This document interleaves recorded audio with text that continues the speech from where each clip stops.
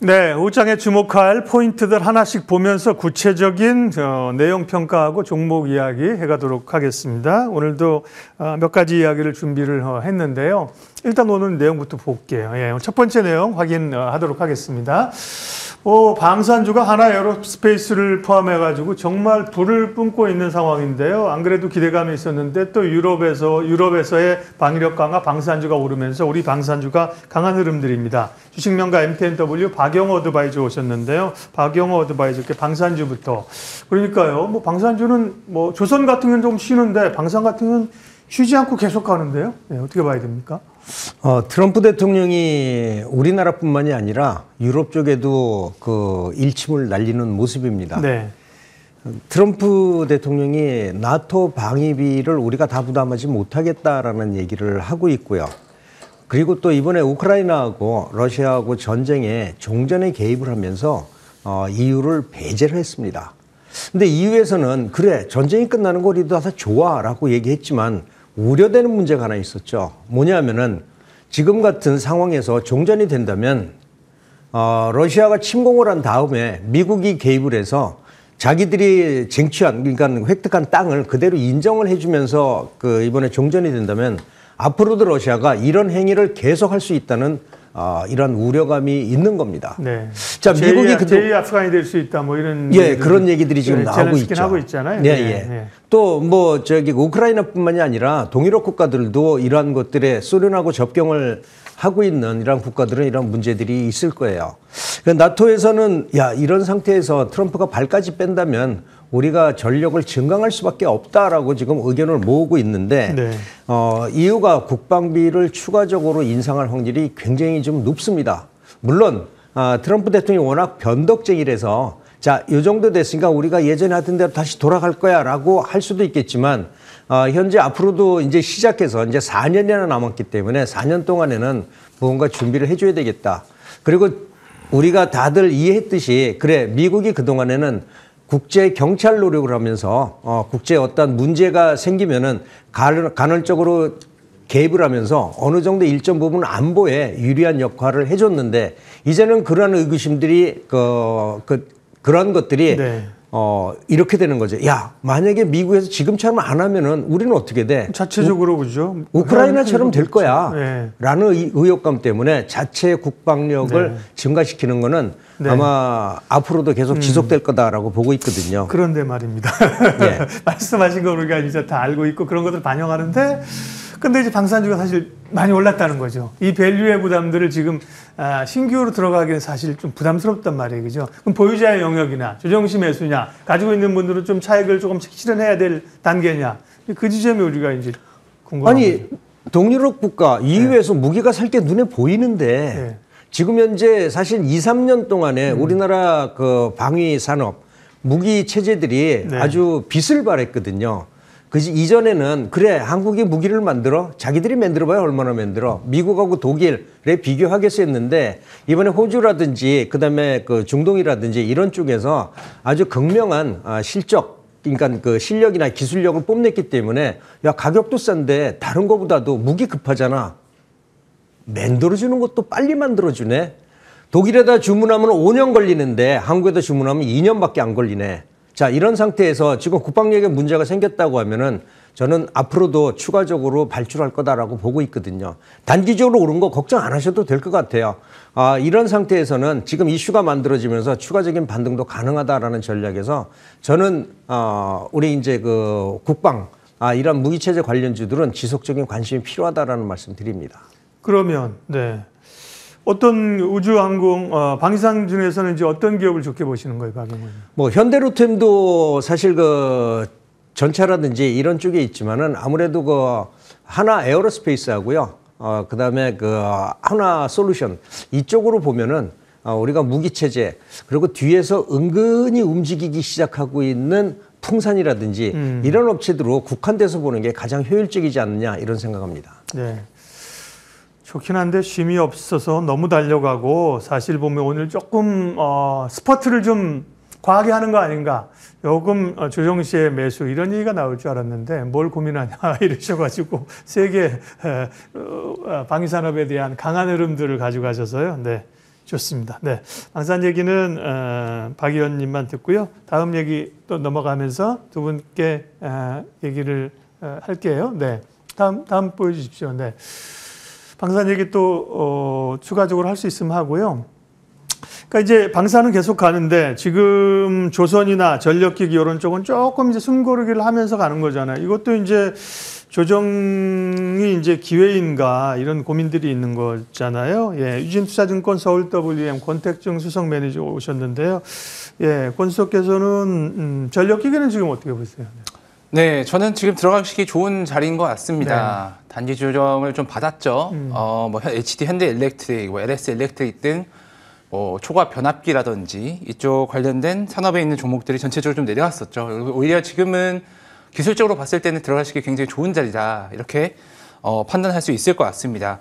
그동안 빠졌었던 이유를 좀 몇 개를 보면은 지난해 뭐 관련된 3사들이 모두 최대 실적을 갱신하면서 기대감을 연말까지 쭉 끌고 왔었는데 트럼프 2기가 지금 집권을 시작을 하면서 관세에 대한 우려가 좀 커졌습니다. 왜냐하면은 지난 트럼프 1기 때도 한국에서 만들어진 이 변압기, 초과 변압기들에 대해서 관세가 좀 들어갔었던 이력이 좀 있거든요. 그런 것이 지금 트럼프 2기가 시작되면서 가뜩이나 지금 미국향으로 수출이 굉장히 크게 나오고 있고 막대한 이익을 거둬가고 있는 업종이 이쪽이다 보니까 여기에 대한 뭔가 일종의 공격이 들어오지 않겠느냐 하는 우려가 1월 한 중순 정도부터 계속 커졌던 그런 상황인 것 같습니다. 예를 들면 방산 같은 경우 그런 관세 이슈에서 자유로운데 전력기기나 이런 거는 그 관세에 대한 부담이 좀 있다. 네, 맞습니다. 일단 그런 상황이다 보니까요. 아무래도 주가 조정이 있었는데 제 생각에는 이것이 실질적으로 뭔가 국내산 변압기에 대해서 강력한 관세 조치가 나올 것인가 그거는 좀 어렵지 않을까라고 생각이 됩니다.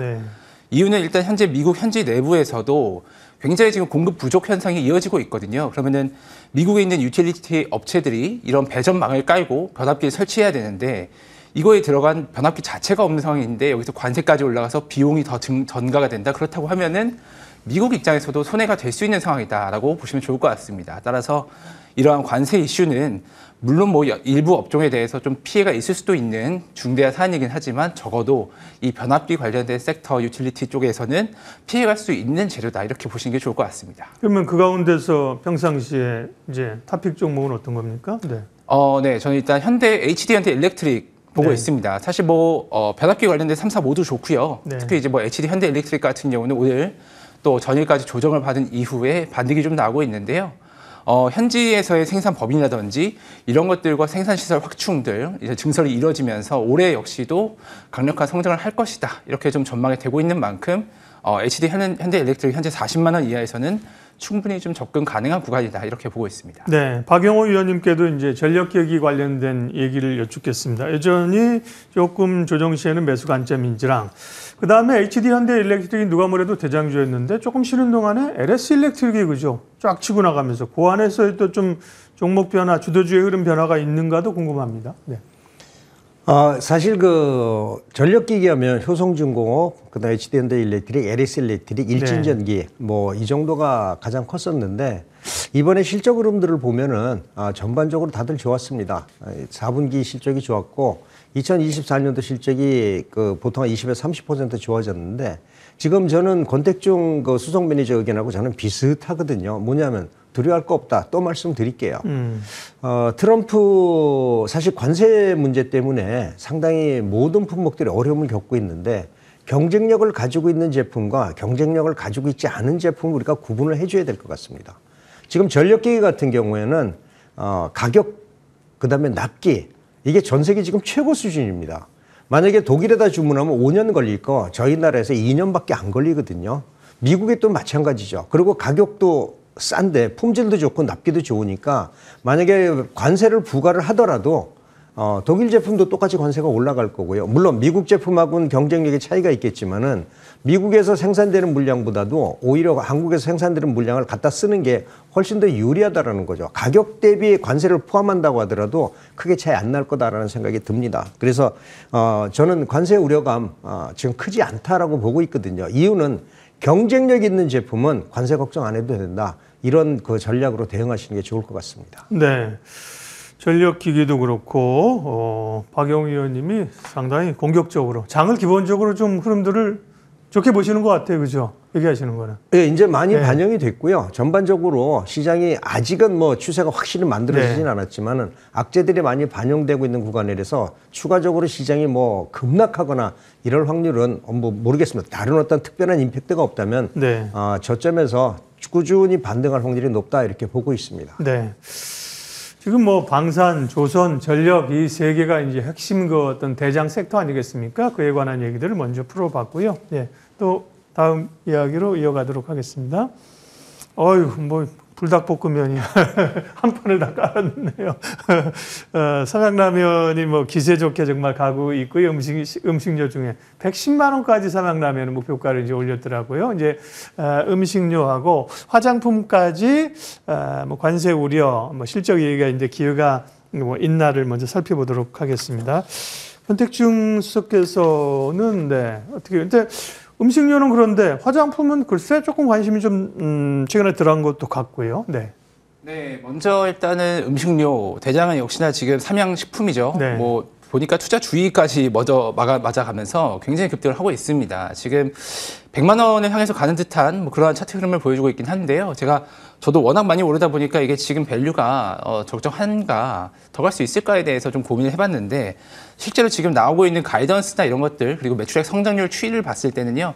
지금 밸류도 여기에 있는 이유가 있구나라는 생각이 좀 들었습니다. 이게 지금 나오고 있는 이 글로벌로의 시장 진출 그리고 특히 미국 시장을 중심으로 서구 쪽에서의 이 매출 증대 속도가 굉장히 좀 빠르게 지금 확장이 되고 있기 때문에 이 K푸드에 있어서 가장 천병 역할을 삼양식품이 지금 하고 있다. 그래서 지금은 물론 주가 단계도 많이 올랐지만 충분히 이것은 미래에 나올 실적을 봤을 때 용인할 만한 가격인 것 같다라고 생각이 좀 들었고요. 두 번째로 일단은 뭐 나머지 화장품들 좀 봤을 때에는 아마 지금은 뭐 전체적인 시장의 관심도가 좀 아무래도 다른 쪽에 쏠려 있기 때문에 일어난 현상인 것 같습니다. 살짝 1월쯤부터는 좀 많이 소외가 되고 있죠. 화장품 뭐 ODM, OEM 쪽도 마찬가지고요. 브랜드 갖고 있는 쪽들도 일부 차별화되는 흐름은 있지만 전체적으로 살짝 처지고 있는 것 같습니다. 관세에 대한 얘기가 좀 있긴 한 것 같은데요. 다만 여기도 앞서 말씀드렸던 것처럼 변압기 쪽과 마찬가지로 화장품, 한국 화장품들은 지금 미국에는 무관세죠. 중국 화장품이 트럼프 일기 때 굉장히 많은 관세에 대한 폭격을 맞고 나서 그 공백을 K뷰티가 채워왔었는데 만약에 관세가 전체적으로 떨어지면서 보편관세 형태로 한국 화장품까지 들어가면 어떻게 될까? 이거에 대한 좀 살짝 두려움도 조금 있는 것 같고요. 경계도 있는 것 같습니다. 다만 한국 화장품 역시 그 경계에서는 좀 멀리 있지 않을까 생각이 됩니다. 만약에 미국에서 전체적인 항목에 대해서 뭐 화장품을 뭐 우리나라만 타겟으로 이것을 핀셋 관세를 하지는 않을 것 같고요. 만약에 한다고 하면은 뭐 글로벌리 전체에서 미국의 외 지역에서 생산된 화장품에 대해서 관세를 매길 것 같은데 그렇게 됐을 때에는 사실 한국의 입장에서는 이전과 크게 달라질 건 없다라는 게 제 생각입니다. 그리고 미국이라는 국가가 갖고 있는 화장품 산업에서의 경쟁력은 미국 내부에서 생산된 게 사실 그렇게 많지는 않거든요. 한 7에서 6% 정도밖에 안 되기 때문에 지금 뭐 한국 화장품이 살짝 국내에 있는 자금의 흐름에 있어서 소외는 되어 있지만 지금의 성장세나 그리고 갖고 있는 위상은 앞으로도 좀 더 가져갈 수 있는 여지가 있다라고 보여지고요. 지금 많이 올라있는 이 섹터성 그리고 테마성에 올라와서 많이 오른 종목들이 부담스럽다고 하시면은 화장품에서 잠깐 기다리셔도 좋을 것 같다는 생각은 듭니다. 네, 화장품도 이 관세와 대외 변수의 파고를 넘으면 괜찮은 타이밍이 올 수 있다고 하시는 거고요. 음식료 화장품만 보고 봤을 때는 어쨌든 지금 이제 음식료 쪽에도 모멘텀이 강한 거죠. 네, 맞습니다. 네네. 아무래도 뭐 실제 자금 들어오는 것들이나 그리고 나오는 숫자가 당장은 음식료들이 더 좋습니다. 그렇다 네. 보니까 시장의 시선도 음식료 중심으로 네. 좀 전개가 되고 있는 것 같습니다. 근데 고민이 좀 있는 게 음식료도 뭐 음식료, 식음료 이렇게 얘기하지만 전반적으로 관련 섹터에 있는 종목이 다 오르지는 않아요. 지금 가장 대표적인 게 이제 삼양식품이 끌고 가는 거고요. 삼양식품 오르면 소스 납품만은 S&D 오르고 농심 같은 경우는 예를 들면 못 오른단 말이에요. 그죠? 네. 그리고 뭐 오리온 정도가 올랐을까? 예전에 뭐 롯데 웰푸드 이런 것들 부각이 됐었는데 못 올라요. 그러니까 그 음식료 안에서 몇 개 종목만 가는 게 조금 업종이 끌고 가는 데는 좀 힘이 부족한 거 아닐까요? 네, 이게 뭐 말씀 주셨던 것처럼 결국에는 매출이 어느 지역에서 많이 발생을 하고 있느냐가 좀 중요한 것 같아요. 뭐 오리온이라든가 이런 기업들은 사실 뭐 러시아라든지 이런 쪽에서 매출을 내면서 성장을 했었던 국내 기업들도 꽤 있거든요. 음식료 섹터 전체적으로 봤을 때. 근데 그런 것들이 지금 뭐 특히 이제 삼양 같은 경우는 미국 지역 그리고 이전에는 뭐 동남아 쪽에서 나왔었고 이런 부분들이 지금은 글로벌리하게 퍼져 있기 때문에 수혜를 받으면서 올라가고 있는 부분이고 그 외의 지역인 뭐 중국 쪽이나 아니면 다른 뭐 러시아라든가 이런 향으로 매출이 나왔던 곳들은 좀 부진할 수밖에 없는 상황이라고 봐야 될 것 같습니다. 특히 이제 이전에 뭐 글로벌 진출이 좀 많이 늦어졌던 경우에서는 내수 위주로 뭔가 매출 파이가 나오고 있다. 그렇다고 하면은 침체된 내수 경기 때문에 더욱 어려울 수 있고요. 따라서 말씀하셨던 것처럼 음식료가 다 좋습니다라기보다는 삼양식품이 좋습니다라고 보는 게 맞을 것 같긴 하고요. 네. 다만 이 중에서 삼양식품이 이렇게 좋은데 다른 K푸드 관련돼서 수출이 올라오는 기업이 뭐가 있을까 이런 것들에 대해서 계속 시장은 고민을 하고 있기 때문에 이쪽에 있어서는 조금은 온기가 퍼져나갈 수 있다. 다만 굉장히 좁을 것이다. 이렇게 보시면 될 것 같습니다. 삼양식품의 시가총액이 6조 6천억입니다. 농심이 2조 1천억입니다. 예, 3배 차이가 나는데 세상 개벽이죠. 옛날 같은 경우는 박영호 의원님 아시겠지만 농심이 대장주였고 그죠? 삼양식품이 저 한 세 자리 뒷쯤에 네 자리에 있었는데 그렇죠. 와, 빙그레 밑이었어요. 그러니까요. 예. 세상 이렇게 뭔가 하나 히트하는 상품과 그죠? 흐름을 타게 되면 주도의 흐름들이 이렇게 바뀔 수 있다는 걸 보여주는 겁니다. 음식료, 화장품 얘기했고요. 다음 넘어가겠습니다. 옷장 터닝 포인트. 다음은 로봇. 로봇도 뭐 핫합니다. 작년 연말부터 해서 주춤주춤했는데 AI로 결합되면서 가고 레인보우 로보틱스의 이슈로 해서 사실은 상당 기업이 아직 숫자는 안 나오는 거죠. 그죠? 적자 기업임에도 불구하고 로봇의 상승을 어떻게 볼 것이냐. 두 분께 다 로봇 얘기를 들을 텐데 먼저 박영호 위원님께서 로봇 접근 전략이요.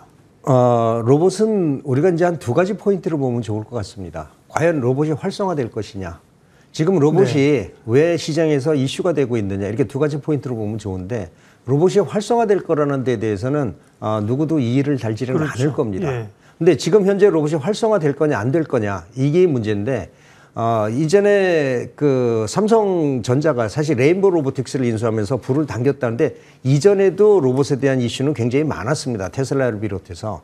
근데 이번에 중국에서 그 휴머노이드 로봇을 만들면서 아마 전 세계가 경악을 했다라고 보는 게 좋을 것 같아요.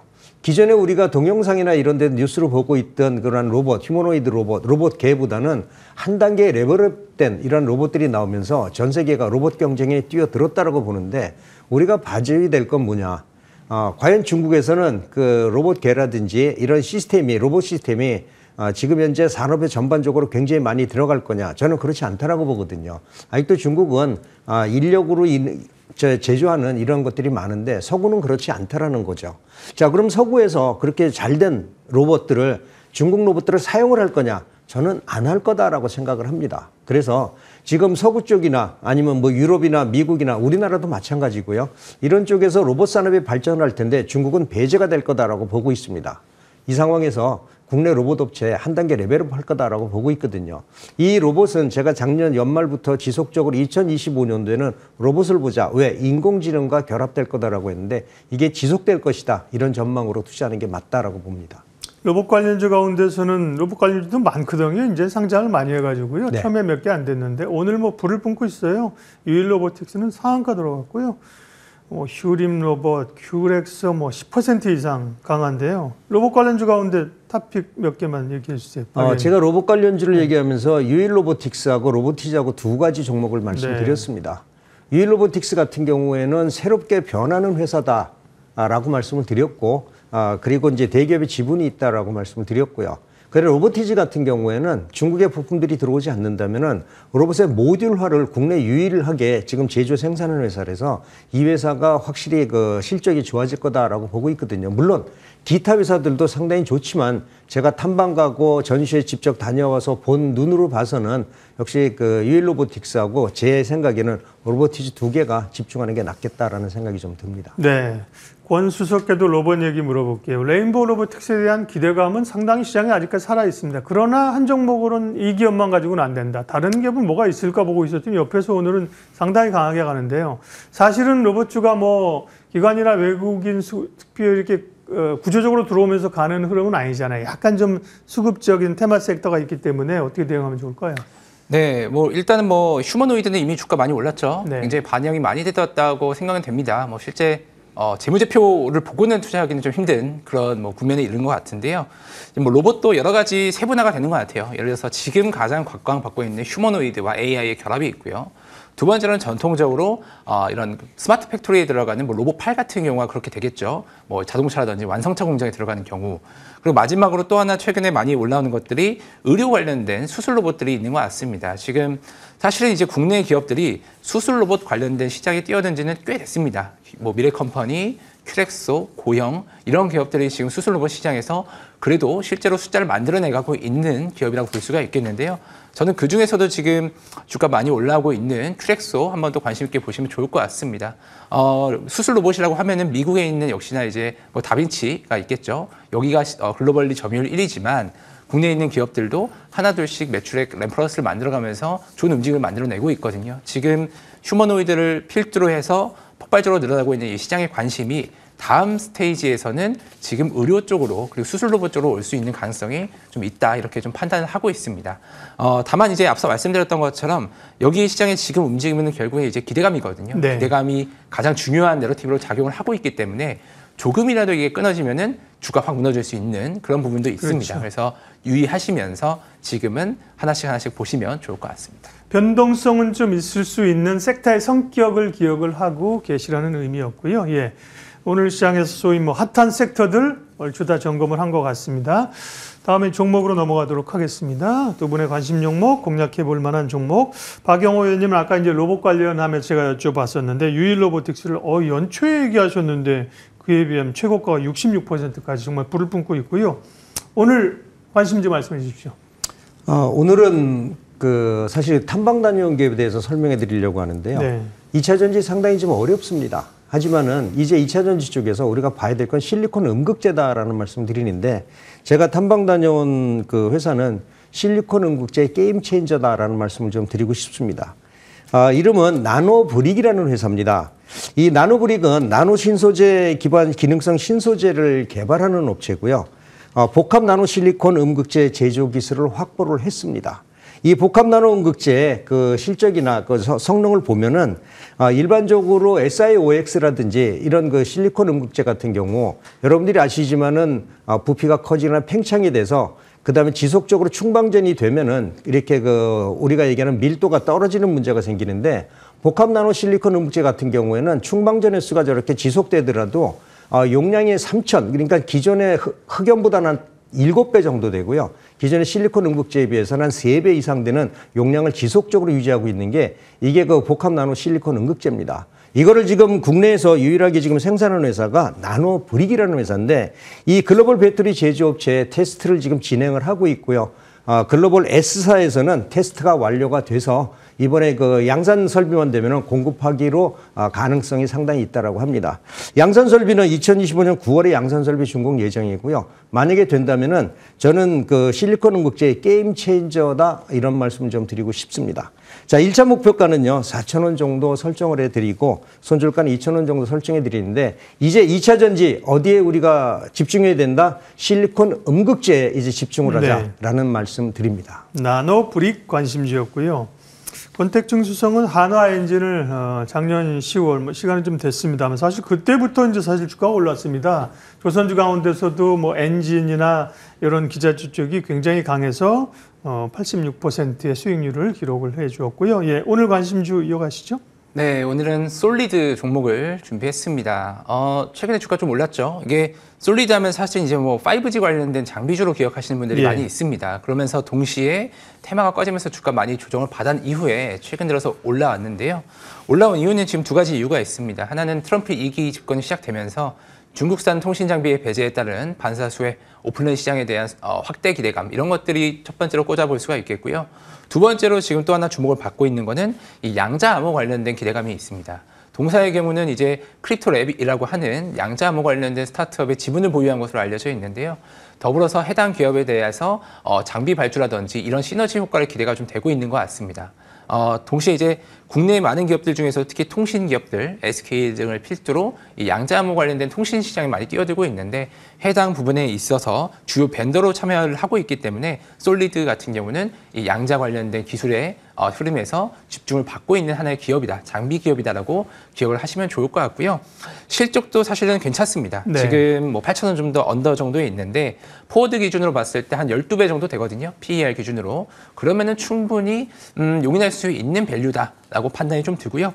지지 이탈가 같은 경우는 7,500원 정도에서 600원 정도 선 이탈 시 손절 그리고 1차 단기적으로 목표로 봤을 때는 9,000원에서 10,000원 정도까지 열어두고 보시면 좋을 것 같습니다. 네, 오후장 터닝포인트 여기까지 하겠습니다. MTNW 박용호 어드바이저, 유진투자증권 권택증 수석 매니저 함께했습니다. 고맙습니다.